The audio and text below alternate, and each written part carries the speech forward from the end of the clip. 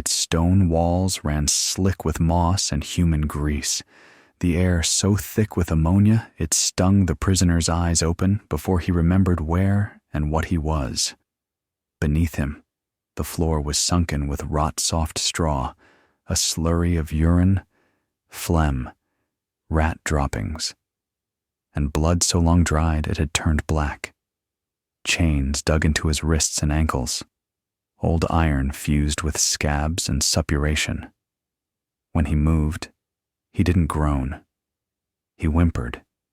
He didn't even know if it was day or night, only that the torchlit corridor had fallen silent. The jailer no longer hummed. The priest no longer came. His name had once meant something in a village north of Ghent, something honest, perhaps even admirable. He was no nobleman, no crusader, no prophet or prince, just a cooper's son who fell into debts and disputes he couldn't claw out of. They said he'd cursed a magistrate during a tax quarrel. They said his wife had miscarried because of unholy workings. They said he'd been found with papers written in code heretical, seditious, foreign. None of it had mattered after the Inquisitor raised a single trembling finger and called him a vessel of contagion. That was the last time he saw the sky. When they brought him down the winding stairs, blindfolded and barefoot, they made him kiss a rusted crucifix at the threshold of the dungeon, not out of reverence, but as an oath. You will not leave these stones alive. The vow hung heavier than the chains. The rats knew it too. In the first days, they had merely watched him from the darkness, nesting beneath the crumbling mortar. But now, they were bold. Last night, he'd woken to the pinch of sharp teeth at his heel, the smallest one. Gray and pink-eyed, retreating with a strand of his flesh. The others waited in the shadows, eyes flickering like tiny embers. But today, the rats would not wait. The door opened with a sound like bones being cracked.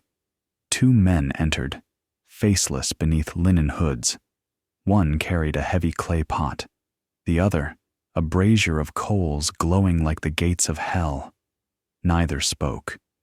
They moved with the precision of men who had done this before, not out of rage, but ritual. The prisoner was dragged upright. His breath came in wheezes now, every gasp scraping against a chest hollowed by hunger and bruised by kicks. His tunic, the last of his clothing, was sliced open with a rusting blade, exposing a pale, gaunt torso streaked with lash marks and crawling sores. His belly was bloated with starvation. The skin drawn so thin the bones of his pelvis jutted out like handles.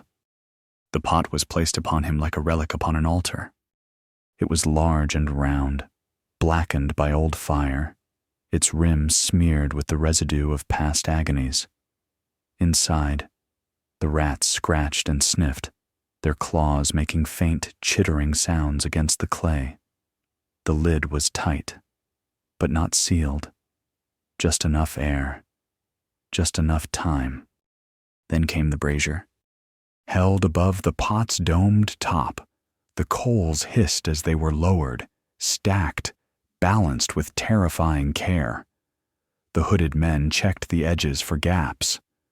The prisoner writhed beneath them, not with resistance that had long since left him, but in sheer, wordless terror. His mouth opened but made no sound. Perhaps his voice had been left in the last scream.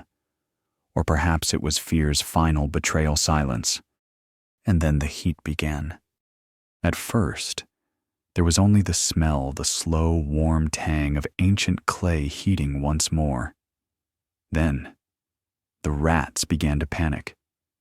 There was a furious shuffling within the pot, a scraping, a squeal. The prisoner felt the vibrations first. His back arched. He tried to lift his stomach away, but the chains pulled tight. The rats, sensing death above, did what rats have always done. They dug down. The first scratch felt like a fingernail. The second, a splinter. The third was a plunge.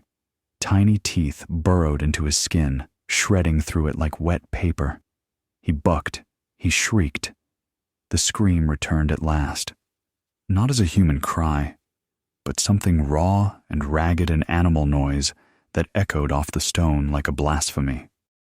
They had told the Inquisitor this method was cleansing. They said vermin were the devil's agents, and only vermin could root out the devil hiding beneath the flesh. There were scrolls. There were testimonies.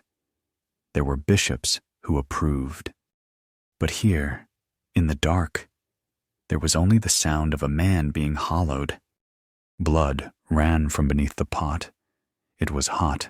It steamed in the cold air. The prisoner's head thrashed, teeth snapping at nothing, eyes wide and white. His belly convulsed. The rats, now maddened by heat, fear, and blood, worked in frenzied unison.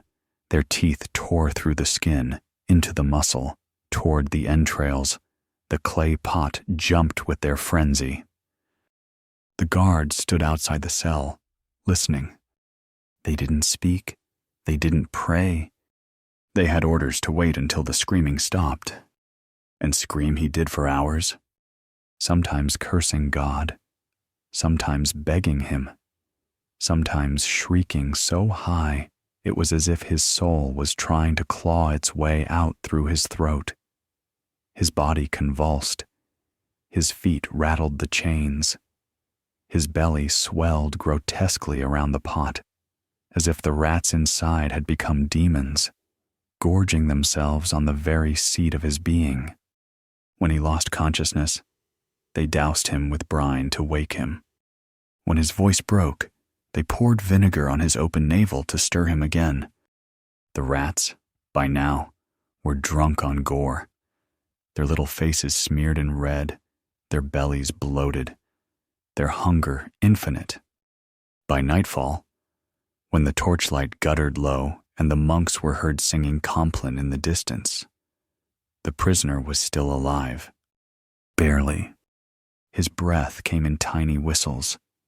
His mouth was torn from biting through his own lip. His belly was an open ruin, a grotesque tunnel of flesh, riddled with bite marks, the organs inside exposed like offal on a butcher's block. And yet he lived. Somehow, the body clung to life even as the mind screamed for death. The pot was removed, finally, broken open. The rats spilled out, squealing, red-mouthed and slick with gore. Some scurried into the corners. Others lingered, licking the man's insides with twitching pink tongues. One even sat for a moment upon his chest as if claiming him. The hooded men gathered their tools. And the prisoner, he was left there, open, breathing. Not to die, not yet. There were still more questions, still more truths to extract. This was only the beginning. They began calling him the Hollow Man. Not out of cruelty, but out of necessity. There was no name left to give him. His given name, carved in ink upon the record scrolls of the Inquisition, had been crossed out. His village name had been forbidden from even the mouths of his kin. His baptismal name, the one they'd sung into his ears with holy oil and psalms, had been revoked, declared null by ecclesiastical decree. And so, he became something else, something less than man, a shell, a body with a hole where his soul once rested. And the rats, it was whispered, had taken not only his entrails, but the last of his prayers. But he had not died. That was the problem. No one knew why. No one understood how. By every natural rule, he should have expired days ago, after the feeding frenzy beneath the pot, and yet he breathed, raggedly, shallow, but breathing still. His stomach, now wrapped in crusted linen and holy ash, reeked of corruption. Every day, the rot spread. You could see it in the purple streaks creeping outward from his navel, following the blue paths of his veins like fingers trying to grasp the heart. His skin peeled in places. His gums bled without touch. But the worst was his eyes. They no longer blinked. They only stared wide. Empty. Pale at the ceiling stones as if some final horror were carved into them. Outside the dungeon, the fires of interrogation burned brighter. This was a time of whispers and plagues, of crop failures and portents written in the stars. In the lowlands of Flanders and Brabant, men no longer trusted wheat that grew too quickly, or girls who didn't cry at funerals. Heresy was not merely preached from hidden altars, now it was suspected in the milk, the soil, the wind. When the church failed to halt the spread of fever or famine, suspicion fell like snow on common men. And the Inquisition, hungry for fear, drank in these suspicions like wine. They needed symbols. They needed bodies that could not be explained. And so the hollow man became something new, a lesson. Within the chapter house above the dungeon, the inquisitors debated theology while the prisoner lay rotting below. They argued whether it was truly the devil who sustained him, whether demons had nested in the cavity where his stomach had been, whether he should be burned now or preserved longer. His suffering proof that God still punished the wicked through earthly torment. A bishop from Avignon visited in secret. He brought with him a tiny reliquary said to contain a thorn from the true crown of Christ. They pressed it to the prisoner's brow. He did not scream. He did not flinch. He only wept. A thin tear of pus dripping down his cheek like wax from a spent candle. The bishop proclaimed this a miracle or a warning. The next day, the clerics sent word to Bruges. They wanted scholars, monks, surgeons, men who could watch, men who could write. What had begun as an execution had become something more valuable, a theater. Soon, the corridor outside the cell grew crowded. The learned came some from as far as Cologne and the courts of Prague.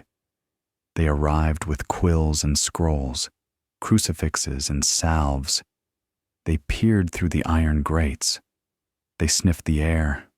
Some even spoke to him, asking questions in Latin, Flemish, French.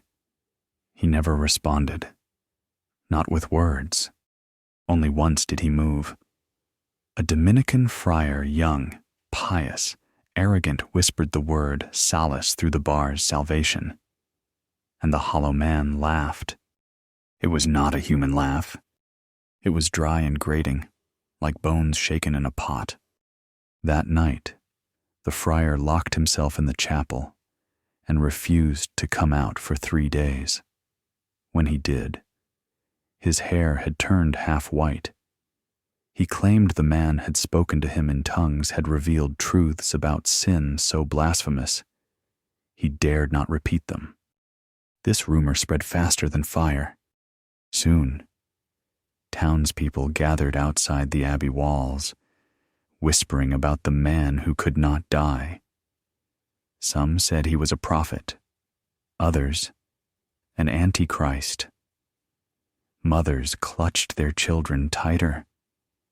Men crossed themselves when the wind shifted. The church, ever cautious, decided to change the narrative. They commissioned an illuminated manuscript, De Vermibus Infernalis, on the infernal worms. In it, the prisoner was depicted with exaggerated features, leprous skin, claws instead of hands, fire behind his eyes. The rats were drawn with horns, their tails shaped like serpents. The pot was crowned with flame, and angels hovered above holding swords. Beneath, the caption, Thus does the sinner feed the mouths of hell. The manuscript was sent to parishes throughout the region. But even this was not enough. The abbots wanted more live display. They ordered that the prisoner be brought up, no longer just a subject of theological debate. He would be made a demonstration, not in the open square that would invite chaos, but within the monastery's cloister, where select eyes could witness what rot did to the body and what despair did to the soul. The guards hesitated. His body had fused with the straw mat beneath him. When they tried to move him, pieces of flesh came away like damp parchment. Still, they lifted him. A stretcher was fashioned from a door, draped in sackcloth. The air around him pulsed with the stench of decay. Flies swarmed. Even the rats that had once feasted on him now kept their distance, as if he no longer belonged to the living or the dead. They brought him into the candlelit cloister. Nobles, monks, and doctors lined the benches. He was laid bare, his stomach still open, bound in bloody linen, his ribs like the beams of a collapsed church. His eyes rolled toward the vaulted ceiling, and then a whisper passed through the audience. He's still breathing. A doctor stepped forward. He removed the wrappings with gloved hands, careful not to pull the flesh away. Underneath, the wound had blackened. Necrosis had set in. Maggots wriggled where the rats had once chewed.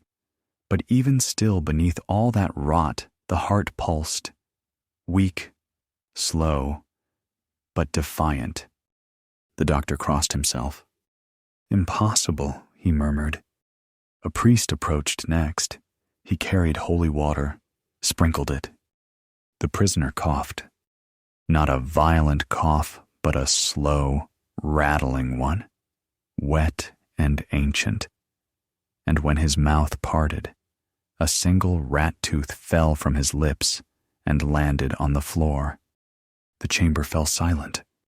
That night, the cloister was closed, the audience dismissed.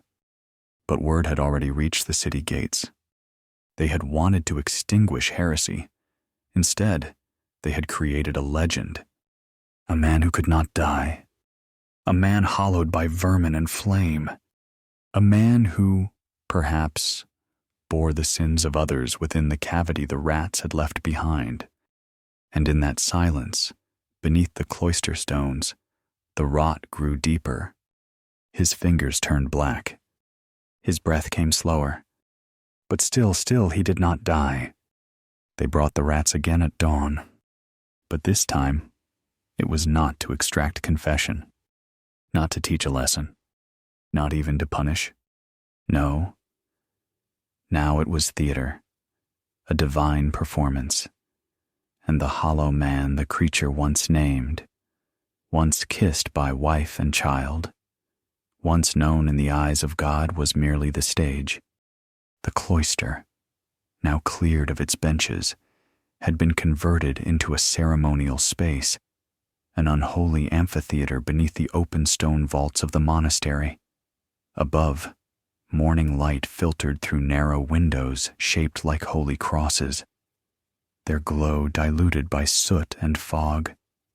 It was neither sunrise nor day, it was a gray hour, the time of liminality, when breath hangs heavy and even bells hesitate to ring.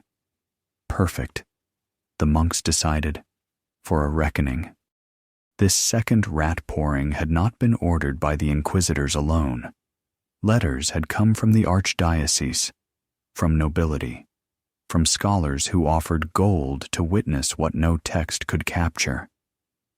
Rumors of the miraculously undying heretic had drawn men from Bruges, Liège, and even Paris.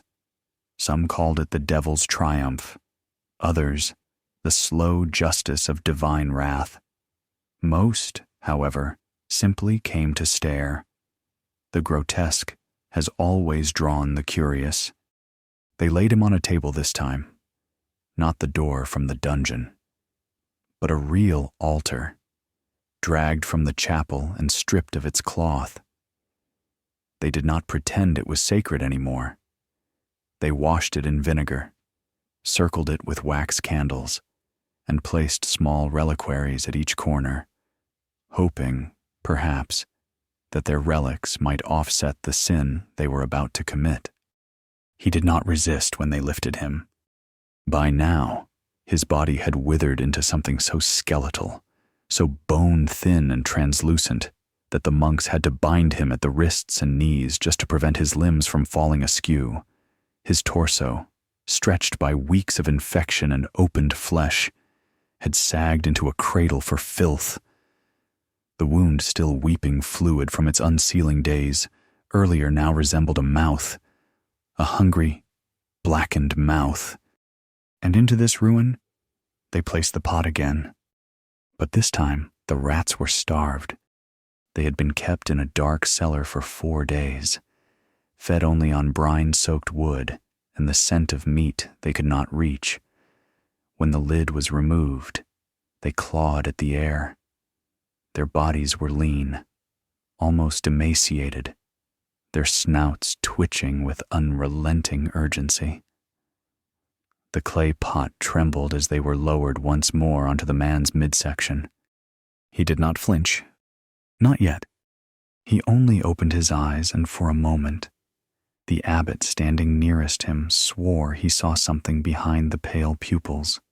Not fear, not pain, something deeper, older, a gaze that passed through this world and looked into another. And then the brazier was lit. It was a new flame this time, one mixed with resin and sulfur. They had learned from the first attempt. This time, they wanted speed. The coals roared red within seconds. The pot's walls turned black. Smoke rose. The rats screamed a sound that did not resemble any creature of God. It was high, thin, constant, like the pitch of metal screaming across glass. They spun in circles, trying to escape the heat above, but found only the flesh below. And then they began. This time, they did not dig slowly. They were already frantic, maddened, blistered. They struck like blades. The hollow man jerked once. His arms, bound tightly, spasmed against the ropes. His eyes widened. And then the blood came. It gushed, not in spurts, but in slow, rising streams, like something ancient being drawn up from a well. The rats moved faster, their mouths slick with red, their tiny claws slick with gore. They burrowed into muscle that had long since turned to pulp, into bowels that had fermented within him. One rat, the largest, crawled fully inside the cavity. Only its twitching tail remained visible. And the man began to scream. Not words, not prayers. No language remained in his throat. It was a scream that tore the air in half, that made the novices at the back of the cloister clutch their crosses so hard their knuckles split. A scream that made the candles flicker. That made one of the friars vomit into his robe. The abbot raised his hand. A monk brought forward a document. It was parchment, sealed with wax. A confession. Signed, stamped, read aloud. A declaration that the man had indeed worked with heretics, that he had poisoned a bishop, that he had slept with demons and worshipped Saturn beneath a new moon, that he had written unholy books and stolen sacraments.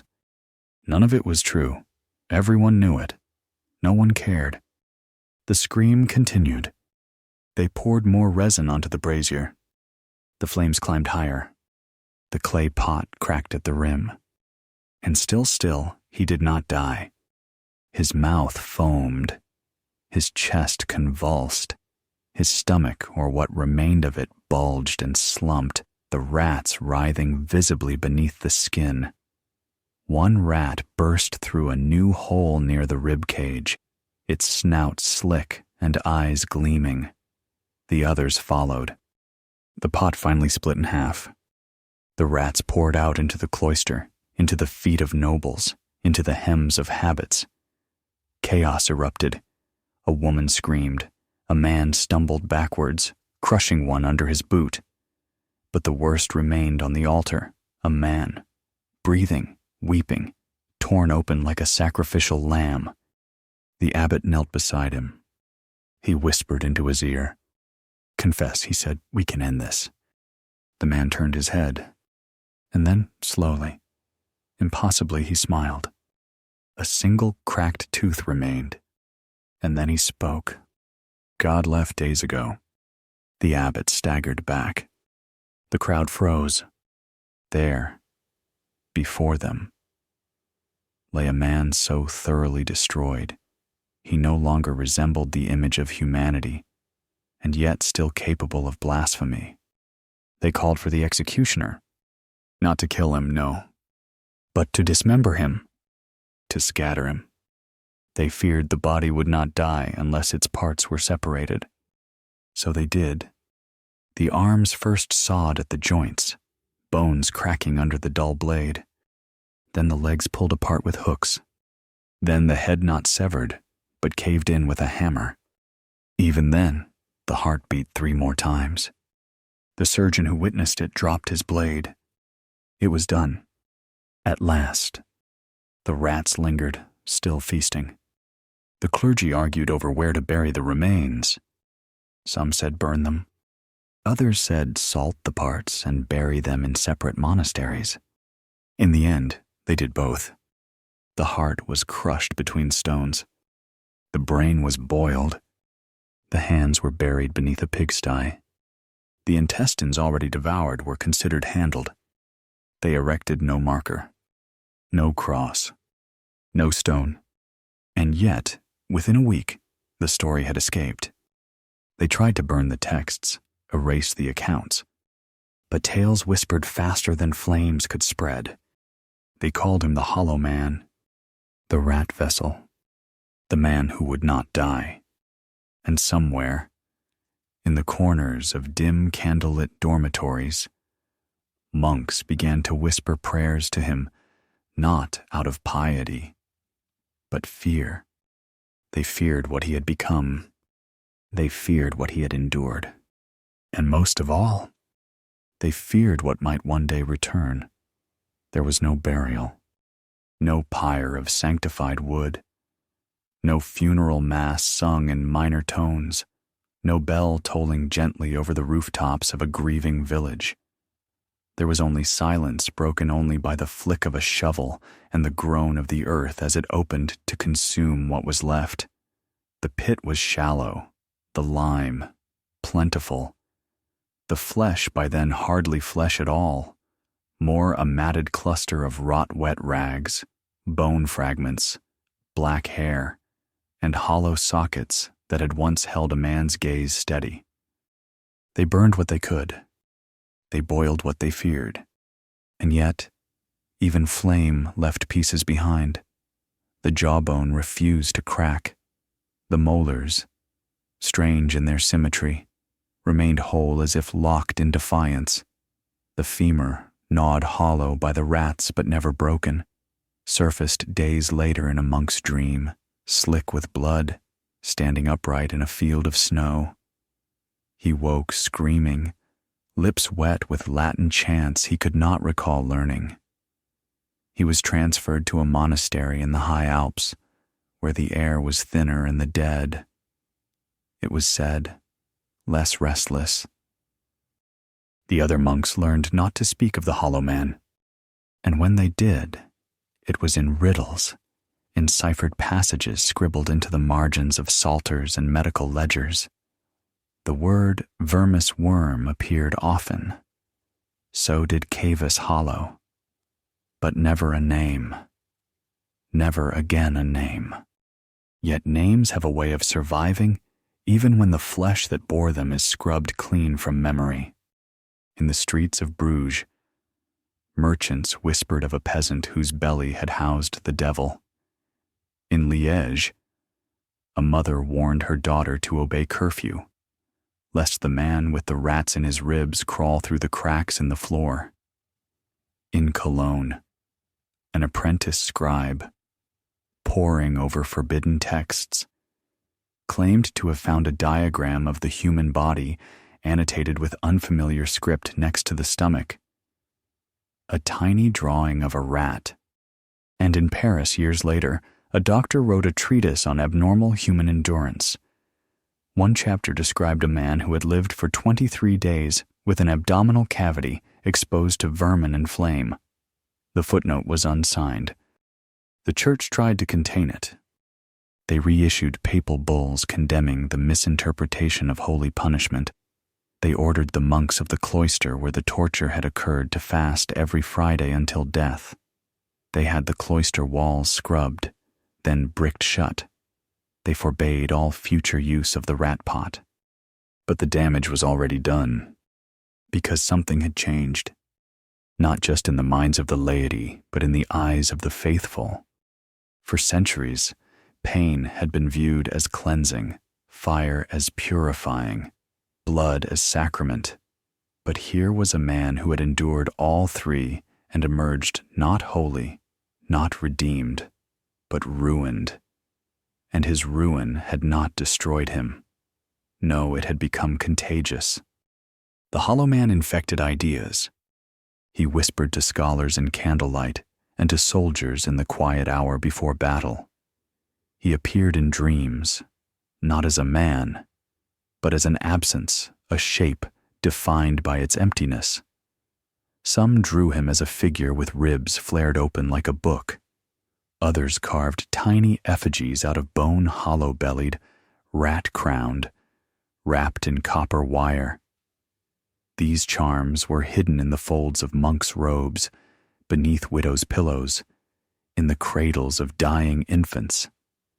They weren't meant to summon him. They were meant to appease him, because the idea grew that perhaps the hollow man had been chosen, that perhaps his agony had unlocked some passage, torn a hole in the veil that held the world together.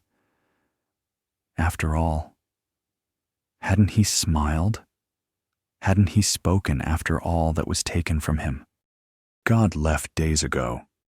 It was heresy, undeniable, and yet haunting. More and more, the phrase appeared in marginalia, scratched into dungeon walls, whispered during black masses. No one claimed authorship, but everyone knew who had first said it. The church redoubled its efforts. The cloister was raised, the stone table once an altar.